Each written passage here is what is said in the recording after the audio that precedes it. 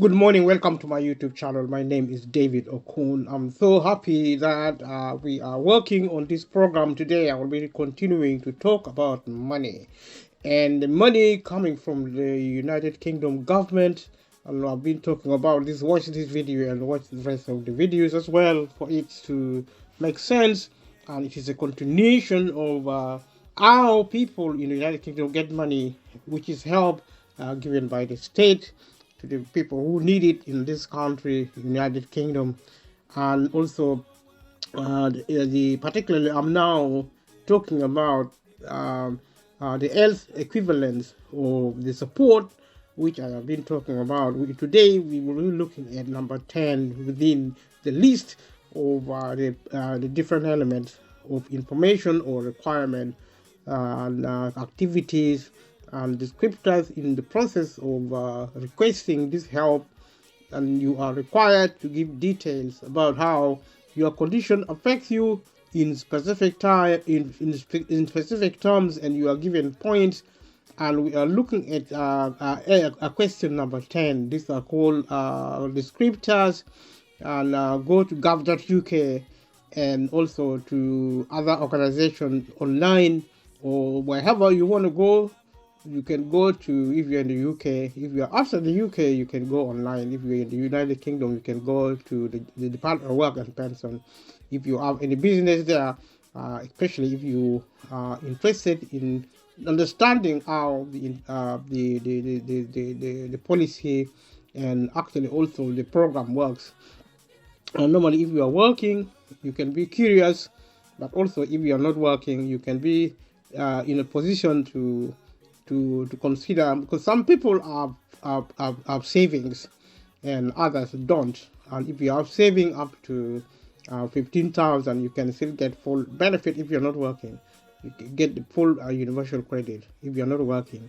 And if you work maybe 16 hours and you earn maybe for 400 pounds per month, you probably might be able to get housing benefit, or the housing element of universal credit, because you would not be able to cover perhaps your living allowance and also the rent and council tax reduction. I'll discuss this points in the other videos. So today we are looking at consciousness during waking moments, and different activities. And if you are conscious, if you are waking up is actually a type of activity. And we also look at the descriptors, and descriptor 10A at least once a week, as you have an involuntary episode of loss or altered consciousness, resulting significantly in disrupted awareness or concentration. Look at number B, number 10B. Yeah, at least once a week. Number 1A, you get 15 points. Number 10A, you get 15 points. Number 10B, you get 6 points, and at least once a month. These are the descriptors within the consciousness, and waking up when you are conscious as an involuntary episode of loss or altered consciousness, resulting in significant disruption of awareness or concentration. You're looking at also number C, 10C, none of the above applying, you get 0 points. And the other one, you get 6 points. And so let us look at part 2 of the same application elements in the application process, in the application document, UC50 form, looking at activity descriptors and then the point. Part 2 deals with mental, cognitive, and intellectual capabilities. Let's look at activities. Number 11, learning task. Descriptor points, number 11, A, learning task. A, can't learn how to complete a simple task, such as setting an alarm clock. Look at number B. You can learn anything. Number A, you get 15 points, of course, if your situation is like that.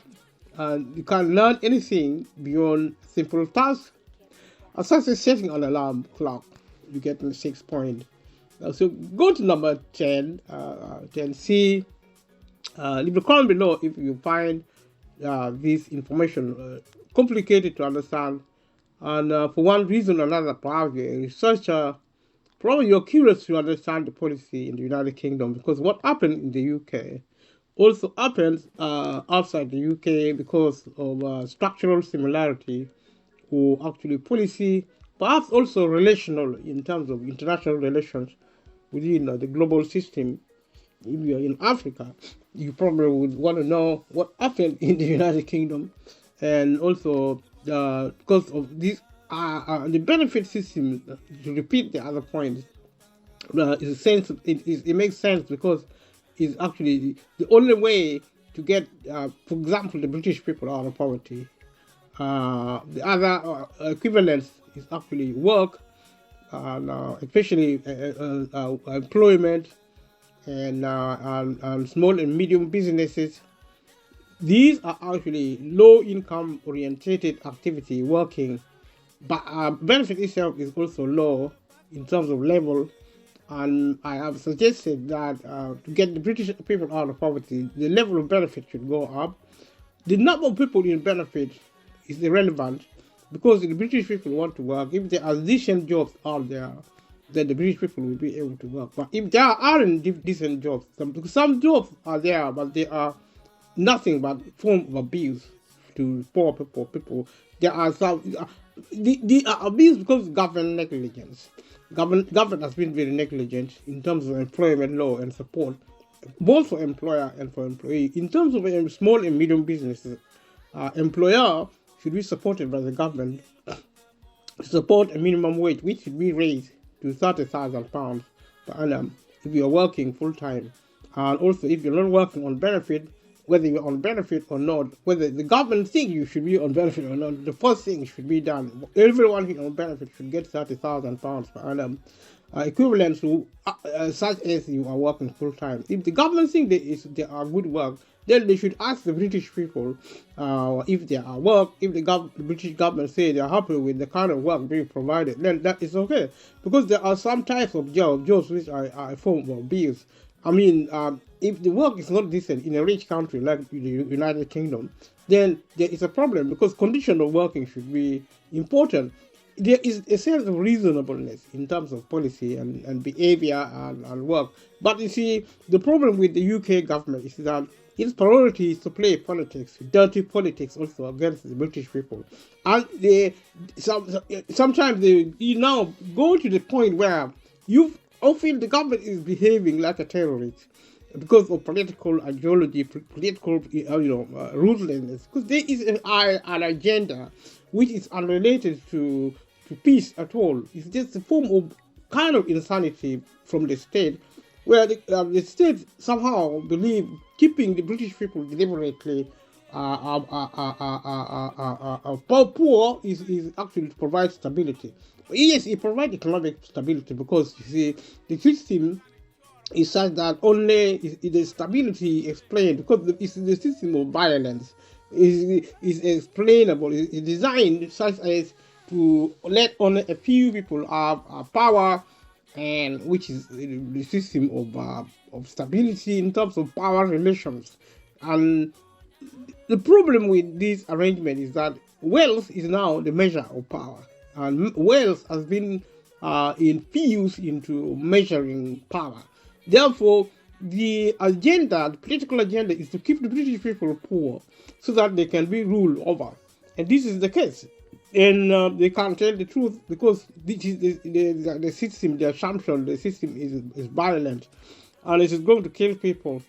In part, that's why there's a lot of fighting to disrupt the peace. Because, if you work with violence, to achieve what you want to achieve, then you only live by the sword, and also you will fall by the sword eventually. And that's what I'm trying to explain here. And there's a conspiracy to keep the British people willfully poor. And what happened in Britain is happening across the globe. And if there is no conspiracy, then the UK government, is for the UK government to answer. Because, you see, what should people think? If Britain is so rich, and for decades and decades, wealth have been concentrated into the hands of the few, taken directly or indirectly from the hands of the few. It's like stealing from the poor and giving the money to the rich. That is exactly what's happening within the UK and across the globe. In Africa, now political dictators are getting richer and richer, and some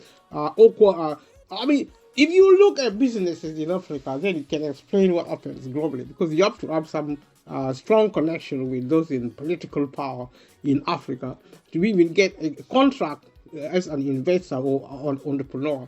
So it is a fake system, a system of corruption and of violence. That's what's happening in Britain. Britain is a corrupt country, and so is America and the rest of the world. And that is the corruption is actually fueled by capitalism, which take money away from the many, given to an end of the few. That's why I think people should know. And we look at this. The problem with this is because I'm talking about income, where I talk about money given to the British people from the government, and also when I talk about employment, which is similar to benefit, because they are both responsible for income. So let us look at number 12. And as we have looked at number 11 and number 12, an awareness of everyday hazards, such as boiling water or sharp objects. And 12A, these are activities. 12A, descriptor.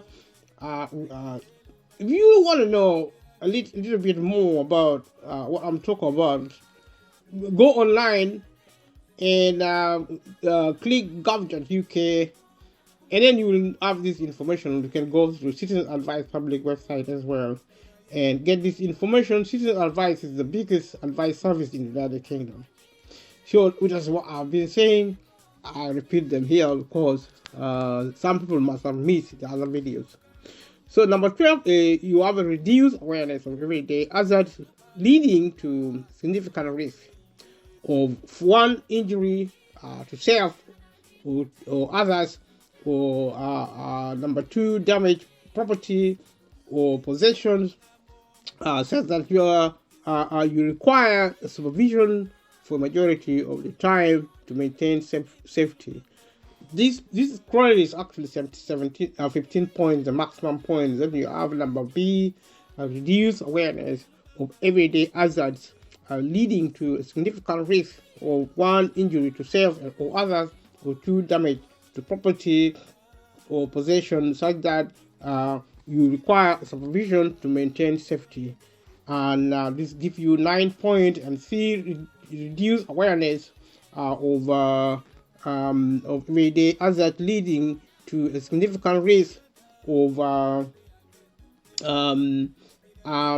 injury to self and others, or others, to damage to property or possessions, such that you occasionally requires supervision to maintain safety. This will give you 6 points. And number D, none of the above, giving you 0 points. If it doesn't make sense to you, let me know if I can help in one way or the other. If you are interested for one reason or another, because you necessarily don't have to be interested in benefit, and whatever you do, you might want it to help other people. So let's look at number 13, initiating and completing personal actions, which means planning, organization, problem solving, prioritizing, or switching tasks. So 13A, if you can't, due to impaired mental function, reliably initiate or complete at least 2 sequential personal action, then you get 15 points. These are descriptors and points and activities.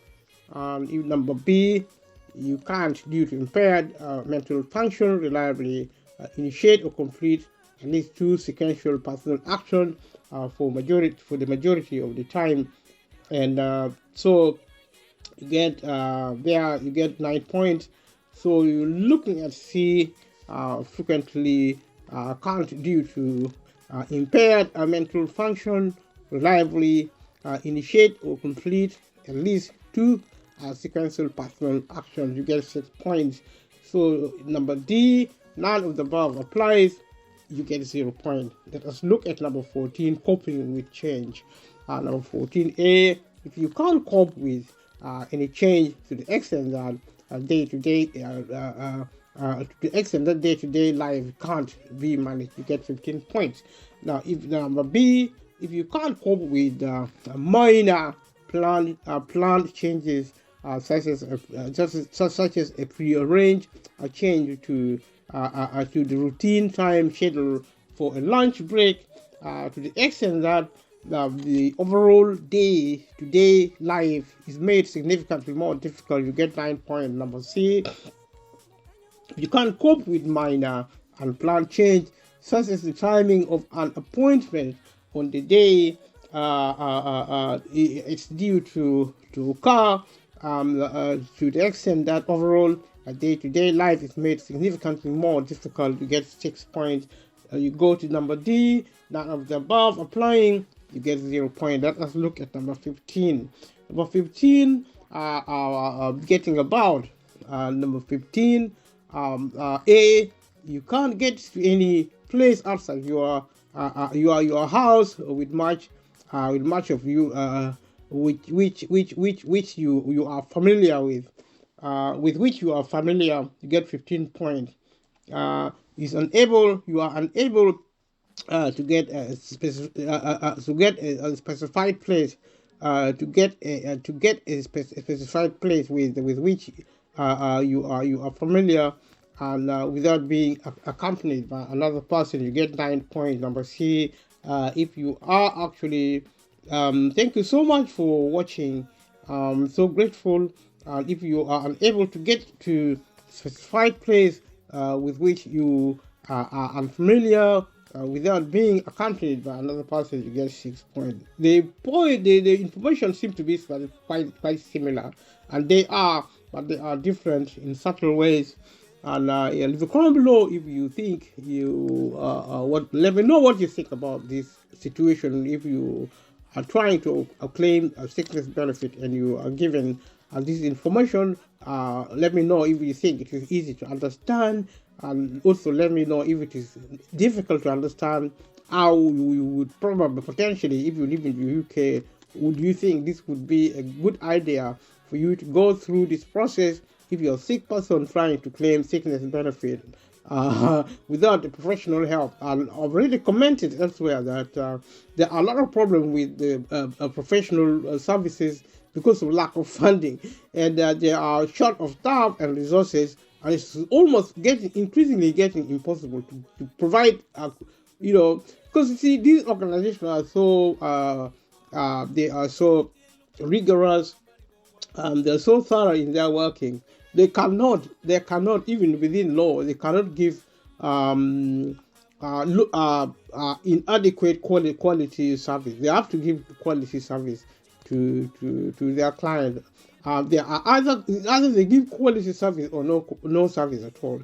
So that makes it, because we're talking about the law governing this process. So you cannot make mistakes. So they have to be highly trained and highly experienced, and also working at a high level of professionalism.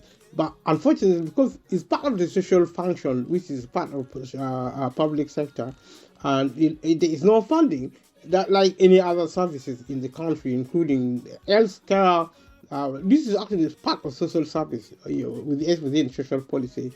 But you're looking at other aspects like employment, which is a problem if you get to, because there are also there are professional advisors, including lawyers and also legal advisors on employment issues, and there are complexities and there are failure of funding. So the British people are not going to get any better anytime soon until the government pay attention to the public sector. I keep repeating this point over and again, and I'm delighted I'm done. Let's look at number 16, coping with social engagement due to cognitive impairment or mental disorder. Now 16A, engagement in social contact is always precluded due to difficulty relating to others or significant distress experienced by your client. You get 15 points. Number B, engagement in social contact with someone unfamiliar to you,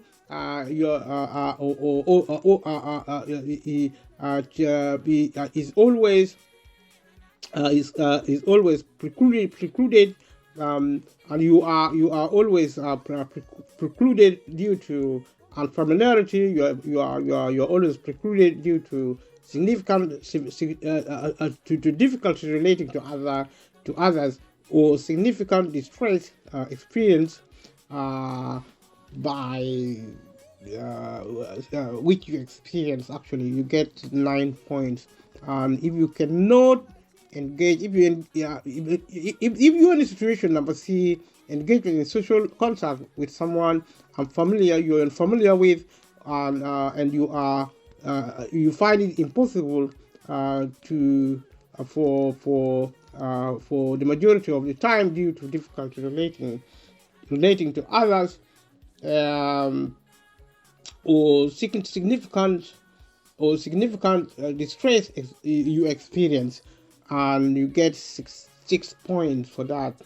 And number D, none of the above applying, gets 0 point. Let's look at number 17, appropriateness of behavior with other people due to cognitive impairment or mental disorder.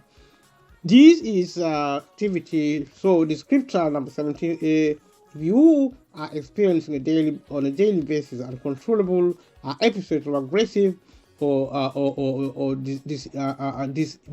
this inhibited behavior, that would be unreasonable in any workplace, to get 15 points. So number 2, you frequently experience situations where you have an uncontrollable episode of aggressive or this inhibited behavior that would be unreasonable in any workplace. You get 15 points also. So also number C, if you occasionally as an uncontrollable episode, you have an uncontrollable episode of aggression or aggressive or this inhibited behavior that would one way or the other would be unreasonable in any workplace. So you get, I think this is going to be 6 points. You're going to get 9 points actually. You get 15 points and 9 points for these elements. If number D, none of the above applying, you get 0. Let us look at limited capability for work activity descriptors, and you only need to meet the requirements for one of the descriptors to prove you have limited capability for work related activity. Limited capability for work related activity means you are sicker than limited capability for work limited capability for work. For example, if you met the requirements for 1A, you would need to meet the requirement for 1B or any other descriptors. So let us look at certain activities and descriptors. Number 1, mobilizing unheaded by another person without a walking stick, or manual wheelchair or other aid, if such aid is normally or could reasonably be worn or used. And this activity contains its descriptors, or if you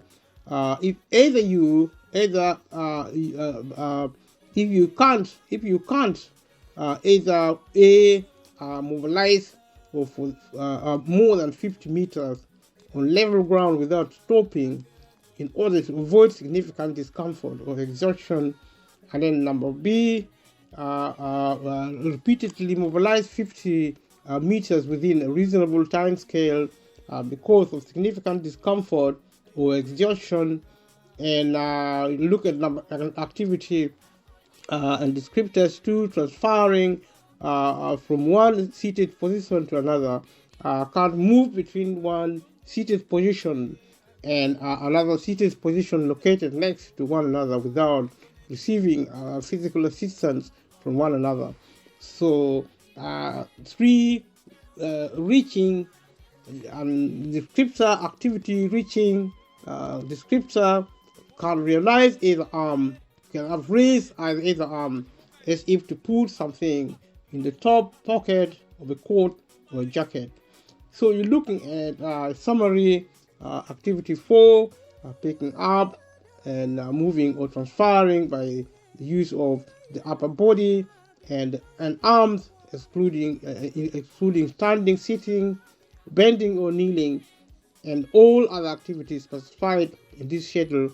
Descriptor can pick up and move a 0.5 liter carton full of liquid. And if comment below what you think about this material, which if you want to claim benefit for sickness, you need to follow, comply with, and go through this to understand. Let us look at number 5, manual dexterity, as in activity, and also in descriptor. You can't either press a button such as a telephone keypad, or B, turn the pages of a book with either hand. Activity 6, making self understood through speaking, writing, typing, or other means which are normally or could reasonably be used unaided by another person. Descriptors: you can't convey a simple message such as the presence of a hazard. Number 7, understanding communication by 1, verbal means such as hearing or lip reading alone. 2, number 2, non-verbal means such as reading 16 points, point print or braille alone, or 3, a combination of 1 and 2, using any aid that is normally or could reasonably be used unaided by another person. And you're looking at this, leave a comment below what you think about this. And let's look at the descriptor 7, can't understand a simple message due to sensory impairment, such as the location of a fireplace. So leave a comment below what you think about this information in terms of what we have done. Thank you everyone who have subscribed to this channel. And if you have subscribe to this channel, and share the video with family and friends. Leave a comment and click notification bell and click like. Support this place. Thank you very much.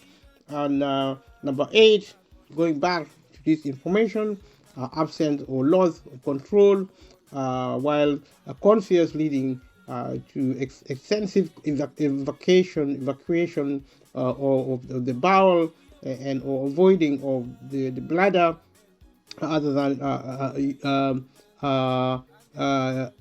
enuresis, bedwetting, enuresis, bedwetting, despite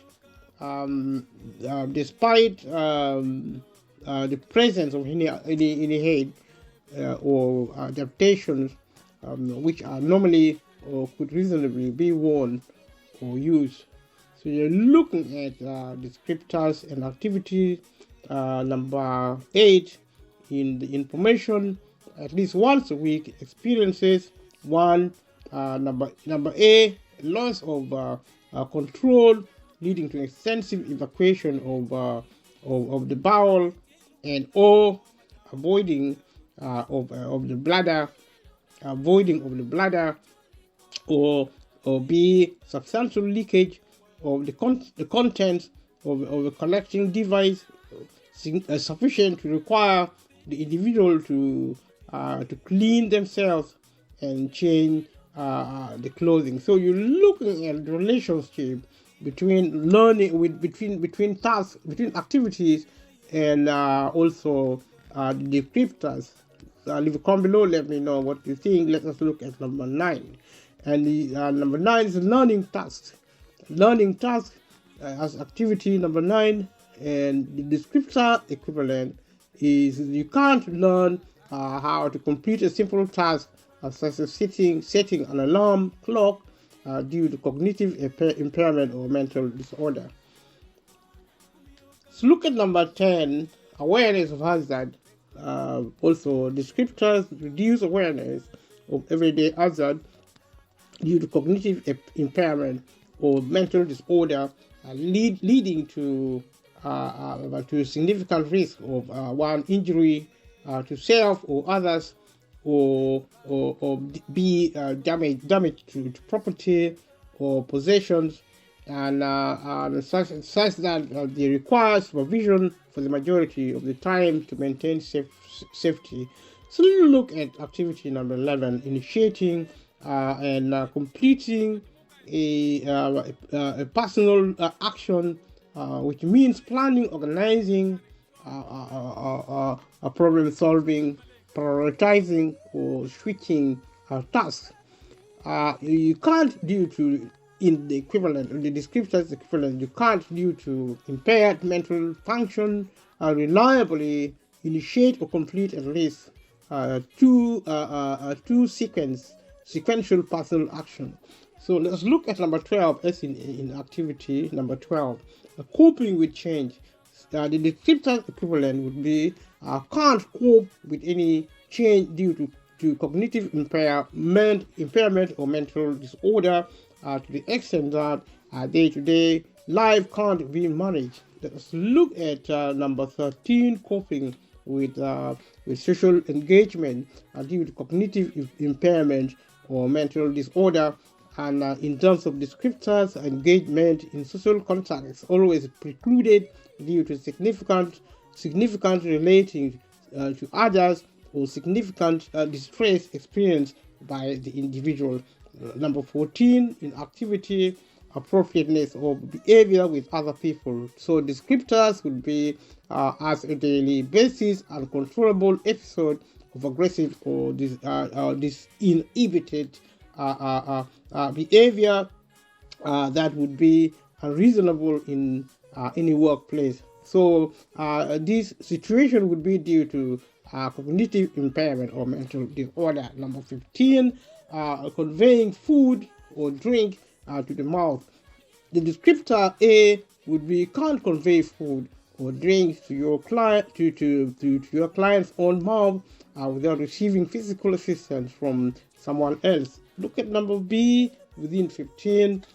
Can't convey food or drink to your mouth without repeatedly stopping, experiencing breathlessness or severe discomfort. And number C, you can't convey food or drink to your own mouth and without receiving regular prompting given by someone else in your physical presence. Or D, owing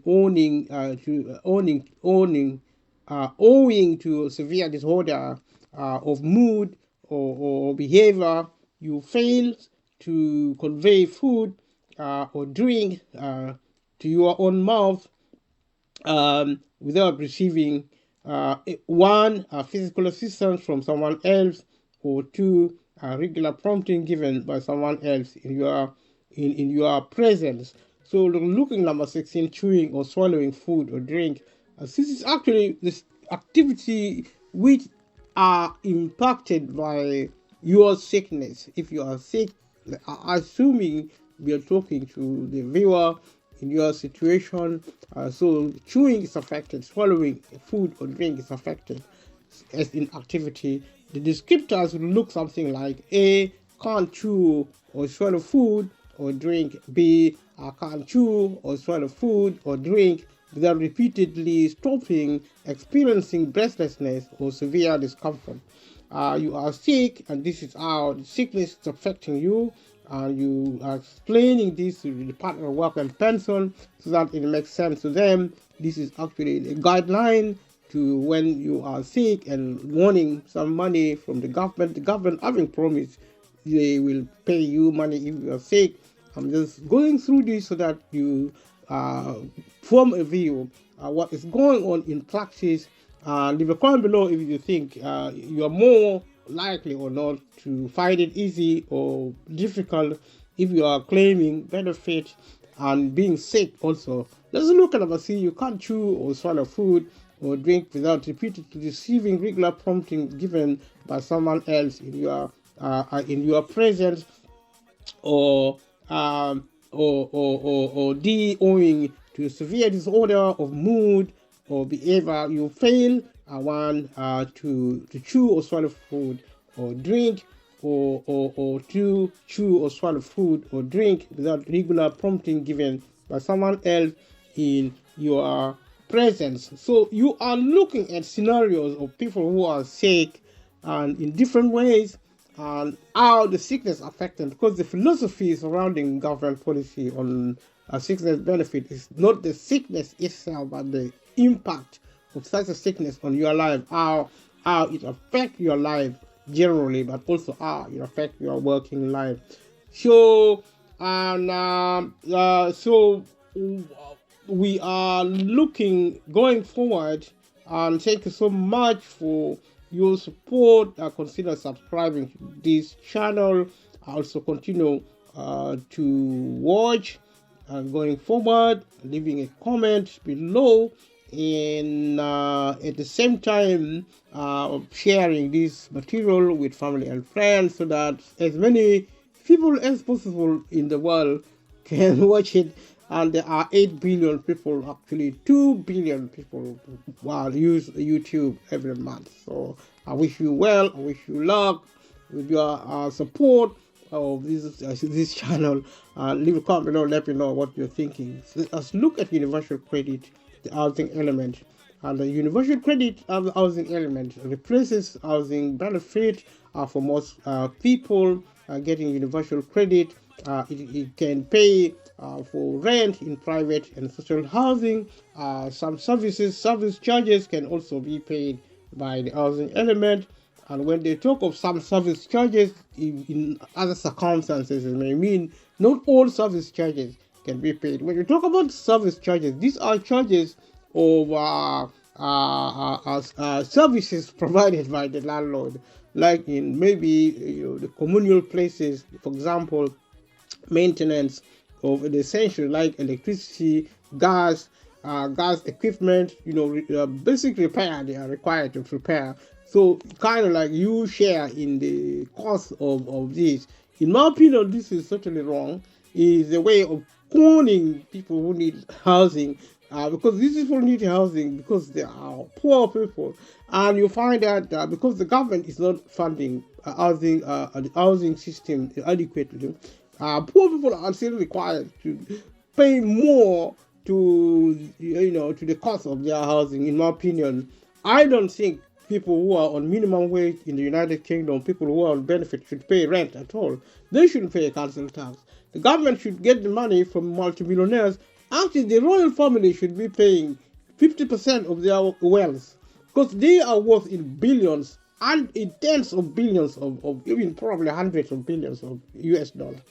And I think it is totally wrong for institutions such as the royal family to have so much wealth and keep this wealth away. I mean, it totally ignore poverty, because you see there are some monies which should be given by wealthy people. Every wealthy people should be contribute into a pot of money in the United Kingdom, which should be ring fenced to provide housing, to provide income, to add to the income of households, so that they are actually in an equivalent, at least if not 20,000, then 30,000 pounds per annum, especially if they work full time in earning a minimum wage. Minimum wage should be raised significantly. Money should be gotten from the royal family. They are so rich, from multimillionaires and multi-billionaires up and down the country. People who own land, who owed land, this land should be utilized to generate income, to give to people who are poor, to get the British people out of poverty. This is what I've said. I continue to say it. So let us look at the housing element, which is a type of benefit. I have discussed this before in the other videos. If you happen to be interested in for one reason or another, definitely, if you are watching this, then you are worth providing information to, and you can go to gov.uk online and read about it, and also tell someone, maybe share the video with some other people in case they would need it, so that they are aware. So we talk about what the rents for the money given for housing is either for some service charges for houseboat mooring, continuous cruising license payments for houseboats, and these are some of the purposes. So you can continuous cruising license payments for houseboats, and I don't know what that is. A site for caravan or mobile home payments for license or other permission to live somewhere. For example, as a lodger renting a room, payments towards housing association, arms houses. Arms houses that if you give arms houses are actually houses which give alms. Alms is kind of like a donation for charitable purposes. The housing association will need to be registered charity or exempt for registering.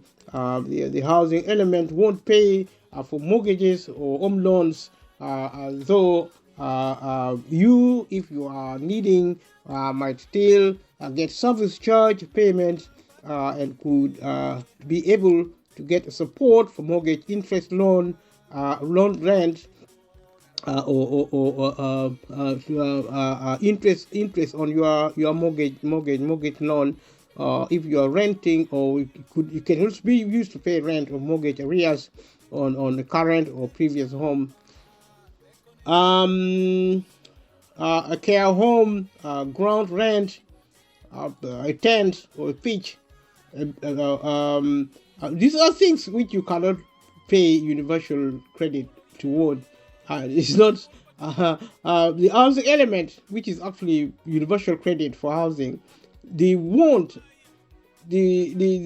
pay for mortgages or home loans, though you might still get service charge payments, or could be able to get support for mortgage interest loan.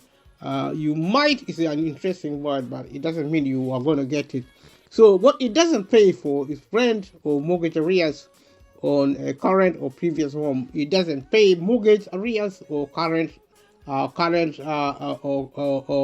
the current or previous home. And you don't pay for a care home, you don't pay ground rent, you don't pay tent or pitch, it doesn't pay a bail or probation hostel. It does. You can check what other help you could get with private renting costs or social housing costs. Some might be able to get a discretionary housing payment or other support. Discretionary housing payment is a grant you get from the local authority if you are in rent arrears or on low income. Perhaps you're getting benefit also.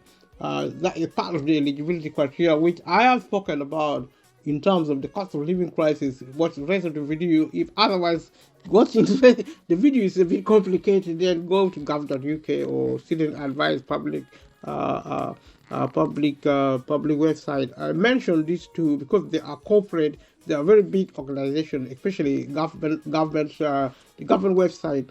The Student Advice is the biggest advice service in the United Kingdom. I keep saying this again and again. They are extremely important. You can access online anywhere in the world. Government website in the United Kingdom, and also Citizen Advice. Just out of curiosity, because they are strong on policy and law, and that will help in many ways to kind of like try to give a thought to yourself about your country. And if you have a member of parliament, you can also try and talk to your parliament if you can in Africa. I would be surprised if you can access your member of parliament in Africa, but also in Europe. It could not be as straightforward because these people are actually very busy, and they are also security sensitive, and the resources for them also. Imagine all the consistency turning up to kind of like visit their MP. That would be practically almost impossible. But I would say for the government in the UK and also around the world to increase the resources of your local constituency, especially the MP, the member of parliament office.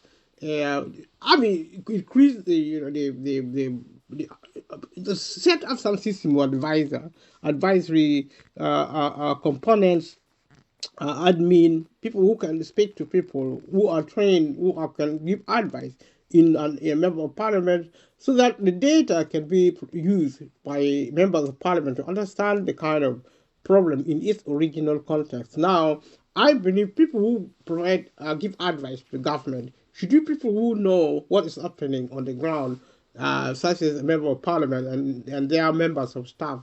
But I will be surprised if what I'm suggesting will be implemented because of resources. There are no resources for public service, and this is wrong because Britain is number 6 in the world in wealth. It's one of the richest countries, Is so when public sector doesn't get wealth, it is deliberate because all the money has been concentrated into the hand of super millionaires who live in totally a different planet. People living in poverty in the United Kingdom, they don't even know it. If you refer to certain people living in the United Kingdom as being poor, they will be offended thinking they are rich because they get credit, they get access to basic necessity. But right now, there are people who are now beginning to experience the real world, the shock, because less and less, the credit people are giving less and less credit. The government is giving less help everywhere because the lack of help is so integrated. If you go to the hospital, accident, emergency, you go. If you're sick, in fact, we live in a world where you shouldn't be sick if you are in the developed world, but more so if you're in the developing world. We talk about poverty in the developed world.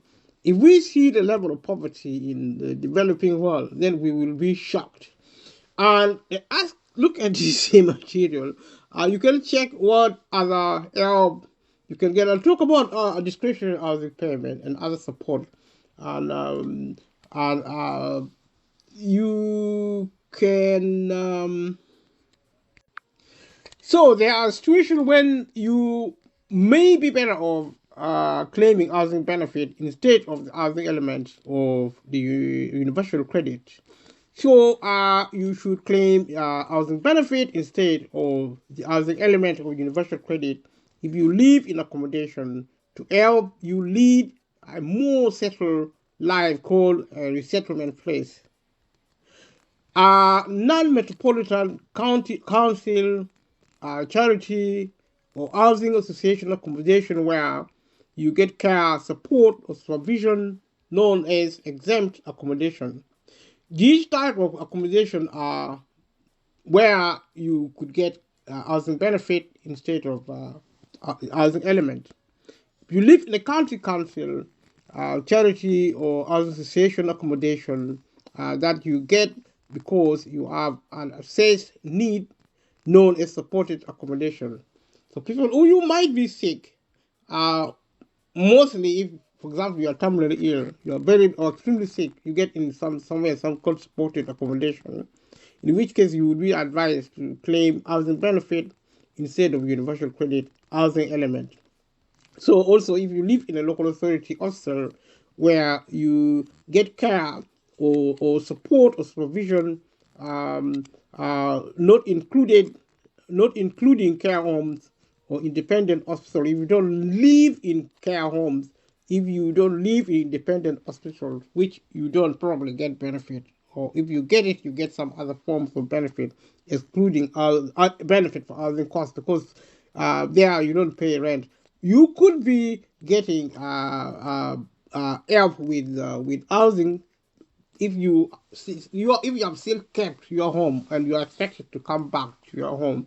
You might be able to get housing benefit, or depending which property you live in, or if you are living in a certain property, you get universal credit or housing benefit if you live in another type of a home. Also, if you are actually in a council, charity, or housing association, temporary accommodation for people who have left home because of domestic violence or abuse, you are advised to get actually housing benefit if you live in a local authority temporary accommodation for homeless people where the rent is due to a local authority or a social housing provider.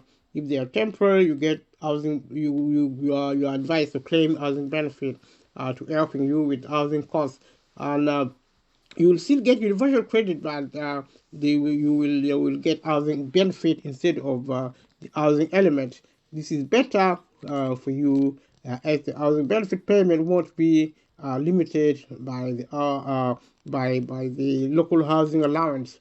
Limitation of local housing allowance may be otherwise referred to also as the benefit cap, which is wrong, because people who are poor living in one property or another should be paid rent fully, including full council tax should be payable, which is not the case now, and this policy should change because this is holding pressure to the British people who live in a very, very rich country. And there's no logic to government refusing to pay council tax.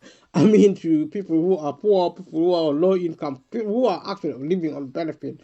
And I also say people who are on minimum wage, especially now on minimum wage, should be get the full benefit in addition to their salary and work. I mean, if you get minimum wage level of payment from work, if you're working full time, you should also get full benefit, because the purpose of benefit or employment is to get the British people out of poverty, and that, in my opinion, is how to get the British people out of poverty.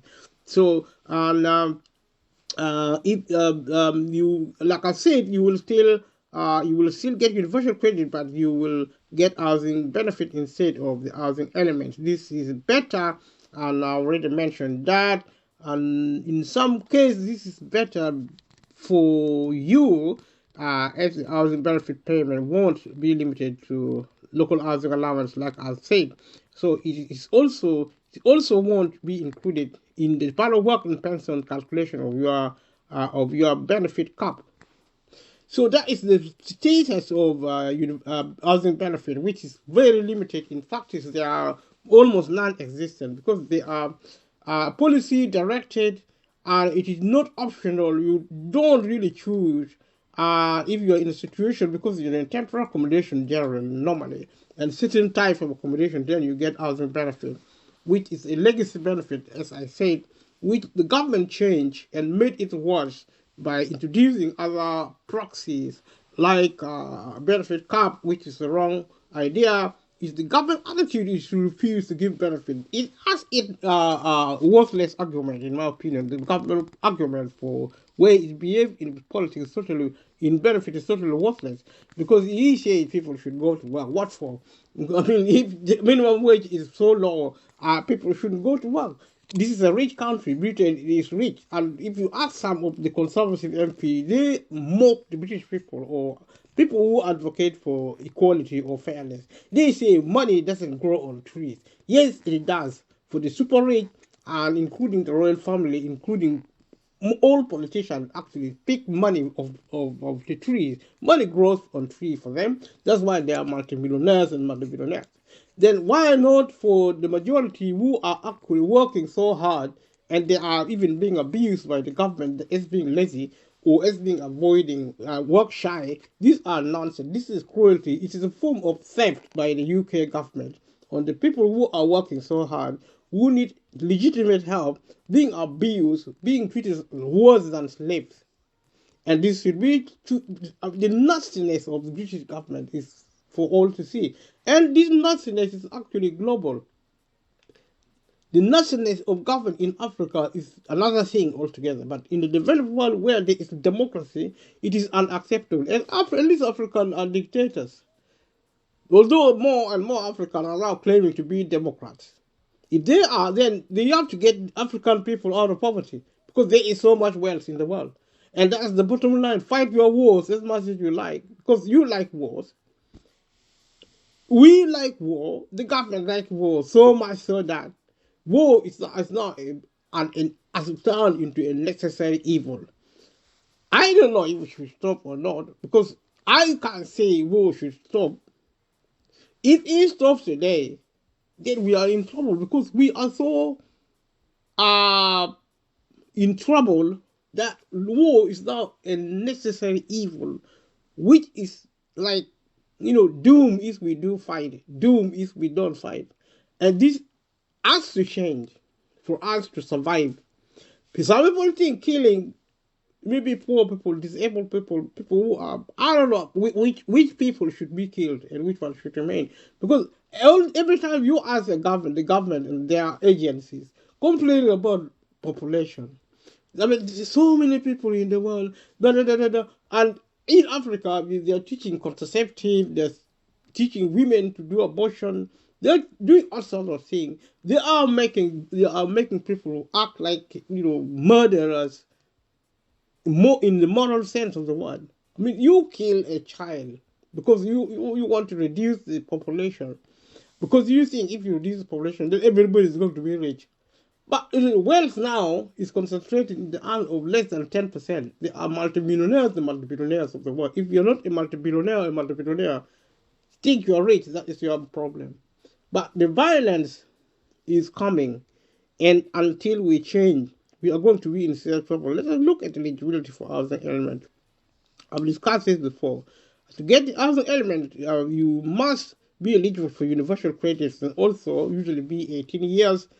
And you should also be occupying the accommodation as your main home, be liable for housing costs, live in England, Scotland, or Wales. And if you are under 18, and if you are 16 to 17, you can check if you're eligible for universal credit, and if you can only get it if you meet certain exceptions. And you can only get it if you meet certain exceptions. If you are a caregiver, you won't be able to get the housing element even if you are eligible for universal credit. That would mean you get housing benefit as a caregiver. That is the information. So they are looking at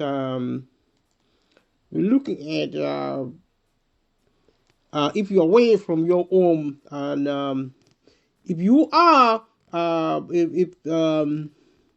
If you're living, if you're to be living in your home, you have to be living in your home most of the time to be eligible for the housing element. This is known as occupying your accommodation. So if you are not living in your home all the time, you're not going to get the housing element of universal credit. You can still count as occupying your accommodation if you are away up to 6 months for any reason and you expect to return in that time. So if you live in the United Kingdom and you are on benefit, universal credit, you go, if you leave your home and live away from your home for 6 months, then your benefit is going to stop. I don't know how that is going to happen because I'm still have to find information how you can go away for 6 months if you're on a universal credit and still keep it, because most people living 6 months away from their home and they are required to look for work anyway. But you can still live away from your home for 6 months and look for work, and also maybe if you're required to report to the Department of Work and Pension. That is information I honestly don't have on universal credit, but on maybe as a legacy benefit, because universal credit is new. You have your online what do you call it, online journal, and what I don't really know honestly. I've never seen the information anywhere, and I don't know if you have to report to the Department of Work and Pension to sign on if you are on universal credit. I think you are supposed to.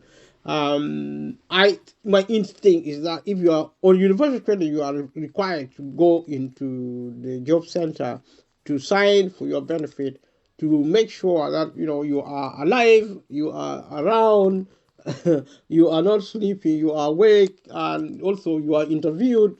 You are actually examined to see if you are looking for work, how you're looking for work, what you're doing, da da da da da da da da. All these conditions should now be stopped. These conditions are actually to put pressure on people who are claiming benefits so that they feel like they are some of the wicked people who do not rest.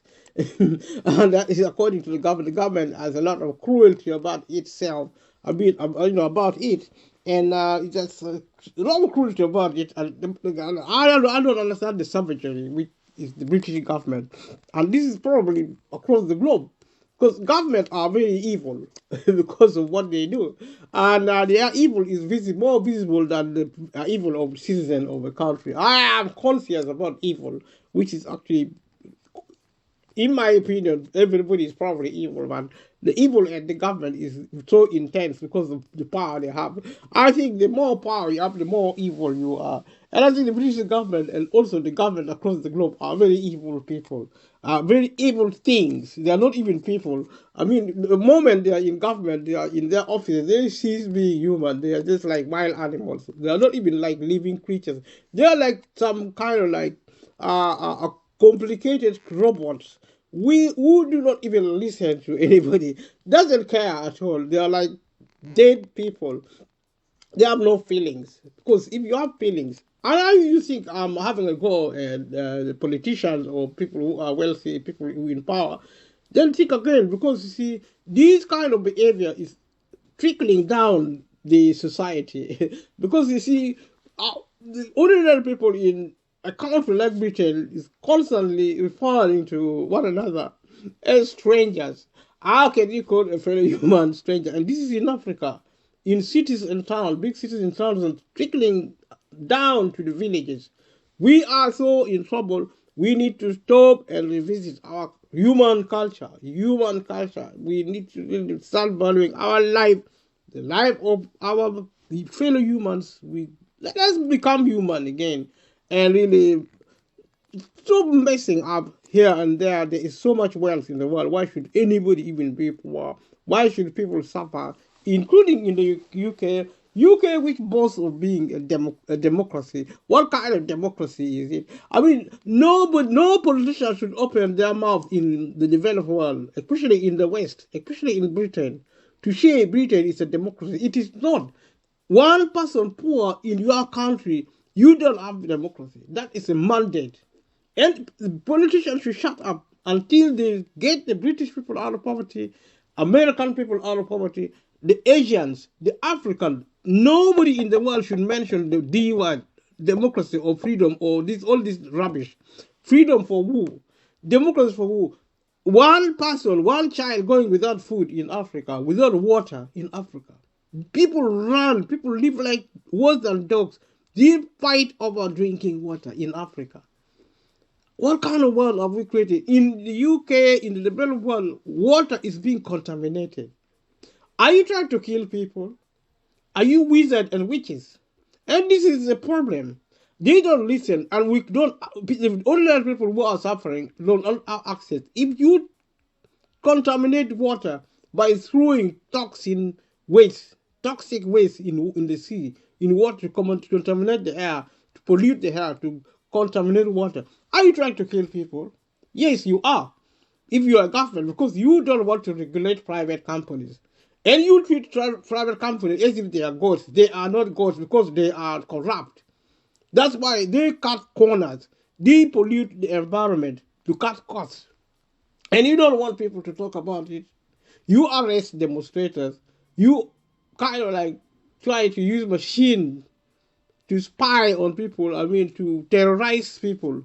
The government has turned into a terrorist organization across the globe, not just in Britain, not just in any country.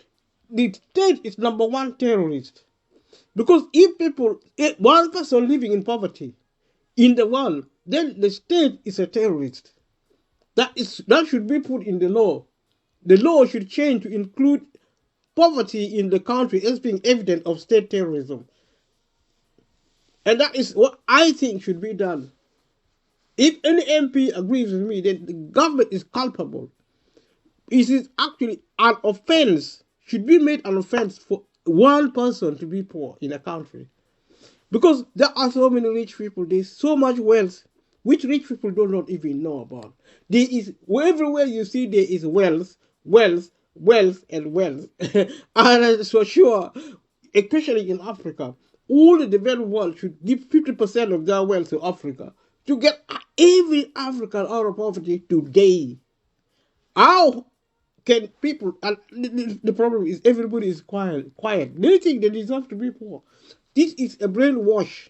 This is a confusion. This is mental confusion. People do not deserve to be poor at all. They have done nothing wrong. Let us look at this material, and I'm about to finish. And if your home has essential repairs, and if you intend to return, you can get the housing element for your normal home or your temporary accommodation whenever you currently usually live in, but not both. But when we talk about temporary accommodation, almost automatically you're going to get housing benefit. So benefit for housing costs anyway. We are talking about as an element of universal credit, and also perhaps if you're living in fear of violence by a former partner, then you can be away for up to 12 months as long as you intend to return. These are the conditions of getting help with the housing costs. And if you are actually away because you are in prison up to 6 months, as long as you got universal credit with housing element before you became a prisoner, then these are some of the conditions where you can get the housing elements. Otherwise, it's worth looking at the housing elements such as help with the cost of housing. And I already said elsewhere that these are all problems created by the state in the United Kingdom and states elsewhere. Especially we will talk about the United Kingdom today. Yeah, the people who are poor on benefit should not be paying rent at all. They should not be paying council tax, and they shouldn't. The benefit they get should be enough to get them out of poverty anyway. If they get enough benefit to get out of poverty, then they can use the money because they are not poor. You can pay rent if you're not poor. But going forward even further, the richer Britain become, people who are not millionaires or multi-billionaires should be given housing for free by the government if they choose to get public housing. See, public sector should be increased, not reduced. The government agenda, political agenda, is to shut down the public sector. If you shut down the public sector, the British people are going to die. 90% of the population will die, because by the time you get rid of the public sector, there will be no jobs. The machine is on the rise, which is supposed to be good, but believe it or not, this machine, this technology are not going to be made available because of political violence. People are not going to be deliberately excluded from technology because there are wizards and witches in power, and they're infecting the power community. The dynamic of political power is really getting very dangerous, very toxic, such that to compare the state with terrorism, with terrorist organization, is increasingly more and more becoming plausible. I wouldn't expect the law to describe state activity of keeping British people poor as being terrorism. I don't see that happening. If I was in a position of power to make that happen, then any government keeping its citizens poor would be classed as a terrorist government, and it should resign straight away, be replaced by a civil government, government which is peaceful, which is not terrorizing the British people or the peoples of the world, wherever you are. And that, in my opinion, should be, people who set laws in this country should consider doing that. The government keep a single British in poverty, that government should be practicing illegality. You see, poverty in any country should be made illegal and a criminal offense. Such a government should be treated as a government which is committing a crime, a criminal government, because it is a form of a crime for a British citizen to be in poverty. And if you look at the policy, as I'm now trying to look at, just a snippet of a single, very, very minor element of policy, you begin to see why things are made complicated willfully. Because, see, the system need to be simplified, straightforward. What is important, it doesn't matter what they say, accessing benefits should be easy, sustaining benefits should be easy, the level of benefits should go up, and the requirement to access the eligibility criteria should be made accessible, including housing, including healthcare. Waiting list or the healthcare and health service should be reduced to at least a month. The maximum you wait for your treatment. The reason people wait for their treatment for so long at the health center, because of lack of resources, the government is not funding for the service. It may be pumping money there to create wealth for private companies running the health service in terms of building capital. These capitals are useless because they are not being used for health purposes. So they are just capital, they are there to hold wealth for the super rich. They are looking like five-star hotels in beauty, and the government is pouring money. You look at it at the outside, it's like a nasty cancer where the owner looks beautiful but rotten to the core. The service is so bad, and we need to really change this situation. And the time is now, and so we are looking at checking the liability for housing costs, and we're looking at that information going forward tomorrow or the other day. And thank you for watching so far. It has been a very heavy metallic a piece of information in terms of its complexity for me. So it has been really a burdensome presentation on a material which is really so complex, and I'm so relieved as we come away from looking at the sickness element of universal credit. Now we're looking at the housing element. And the opening, we talked about different elements of universal credit. We've been talking about sickness benefit. I was so shocked how complicated the sickness element infrastructure is so complicated. And also we're coming now to the housing element to look at how the policy impacting on universal credit and its operation. And the other name for benefit is complexity, Mr. Complex. And that is the nature of government in the first instance. But my argument with the system is where it keeps the British people in poverty almost willfully. If it is not willfully, then I don't understand what it is that in a country so rich, so magnificently rich, you don't even like how come you don't even need a single person languishing in poverty. I will speak to you sooner or later. I have a little race. Thank you so much for watching this far, and just subscribe to this YouTube channel and click notification bell, click like, share with family and friends, and thank you so much. I'll see you in the next one. Thank you. Bye bye. Good morning, welcome to my YouTube channel. My name is David Okun. I'm so happy that we are working on this program today. I will be continuing to